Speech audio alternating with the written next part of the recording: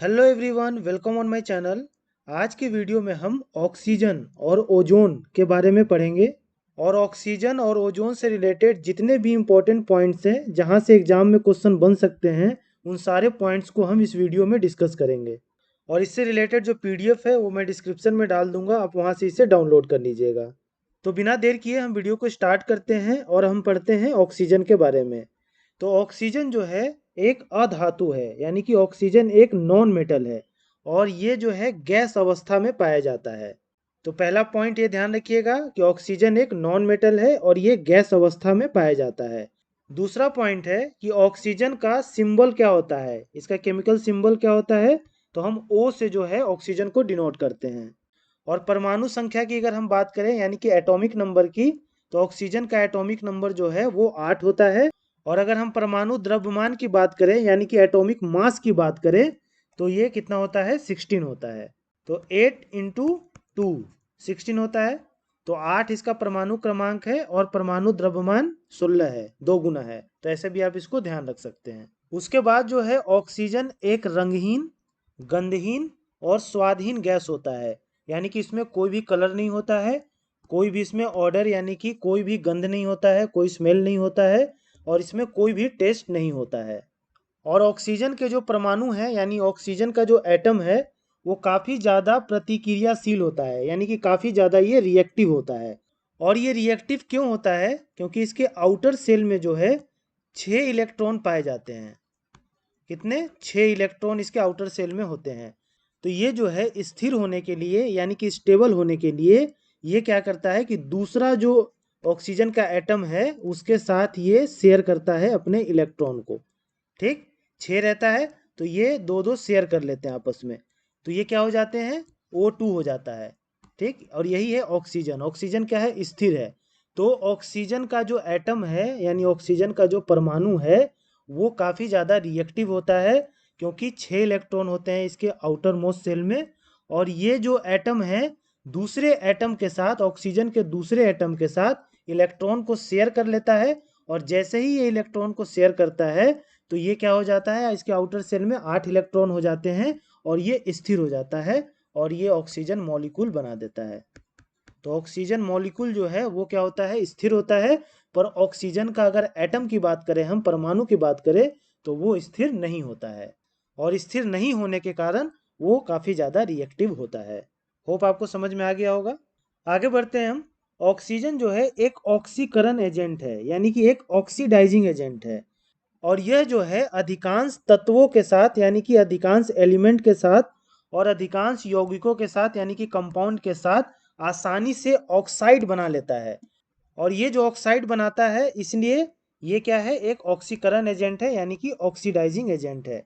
जैसा कि आप इसमें देखिए फिगर में, मेटल जब ऑक्सीजन के साथ रिएक्ट करते हैं तो मेटल ऑक्साइड बना लेते हैं। जैसे कि कैल्शियम ऑक्सीजन के साथ रिएक्ट करके कैल्शियम ऑक्साइड बना लेता है।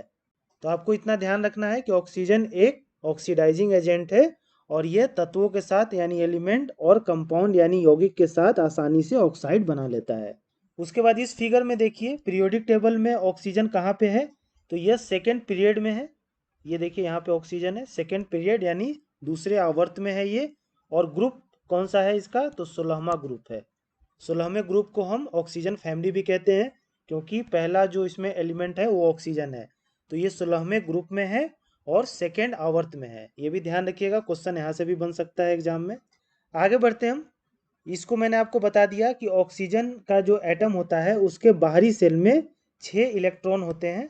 देखिए 6 इलेक्ट्रॉन है ना इसमें। तो यह जो है अस्थिर होता है यानी कि स्टेबल नहीं होता है। तो स्टेबल होने के लिए ये दूसरे एटम के साथ इलेक्ट्रॉन को शेयर कर लेता है। और जैसे ही ये इलेक्ट्रॉन को शेयर करता है तो इसके आउटर मोस्ट सेल में 8 8 इलेक्ट्रॉन हो जाते हैं और ये ऑक्सीजन का मॉलिक्यूल बना लेता है और ऑक्सीजन जो है स्टेबल हो जाता है। आगे देखिए ऑक्सीजन के बारे में और कुछ फैक्ट्स हैं, उसको भी हम देख लेते हैं। तो ऑक्सीजन हमारे वायुमंडल में यानी कि हमारे एटमॉस्फेयर में लगभग 21% है। और सबसे ज़्यादा गैस जो वायुमंडल में वो कौन है, तो वो नाइट्रोजन है जो लगभग 78% है। उसके बाद ब्रह्मांड में जो है यानी कि यूनिवर्स में यह हाइड्रोजन और हीलियम के बाद तीसरे नंबर पर है। यानी कि हमारे यूनिवर्स में सबसे ज़्यादा जो गैस है वो कौन सा पाया जाता है, तो वो है हाइड्रोजन। सेकंड नंबर पे आपका है हीलियम, थर्ड नंबर पे आपका है ऑक्सीजन। तो ये तीनों को ध्यान रखिएगा, पहला हाइड्रोजन, दूसरा हीलियम है और तीसरे नंबर पे आपका ऑक्सीजन का नंबर आता है। उसके बाद जो है ऑक्सीजन का इस्तेमाल हम सभी को पता है कि सांस लेने में यानी रिस्पिरेशन में किया जाता है। और ऑक्सीजन का यूज जो है वो अधिकतर अस्पतालों में यानी कि हॉस्पिटल्स में किया जाता है, या आप अधिक ऊंचाई पर जाते हैं या आप माउंटेन पे जब चढ़ाई करते हैं तो उस समय ऑक्सीजन के सिलेंडर का इस्तेमाल किया जाता है। ऐसा क्यों? क्योंकि जैसे जैसे हम हाइट गेन करते हैं ऑक्सीजन जो है वो क्या होता है, डिक्रीज होता जाता है।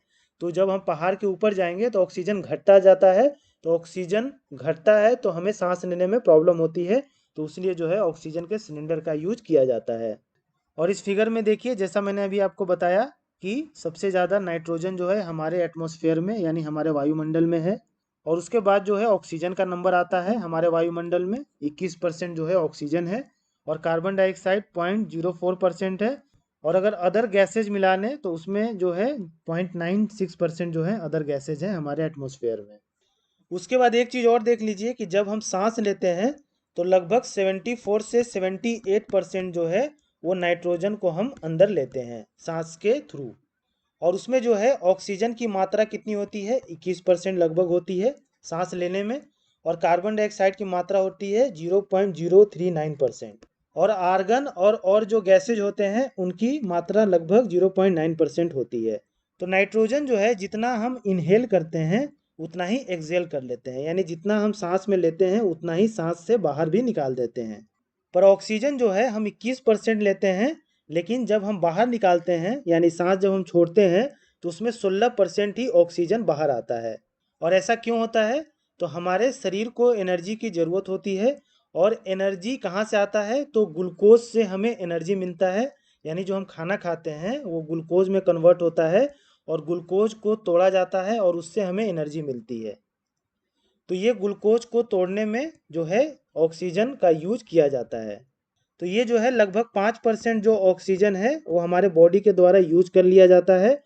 और जब ग्लूकोज टूटता है और एनर्जी बनता है तो उस समय कार्बन डाइऑक्साइड भी बनता है।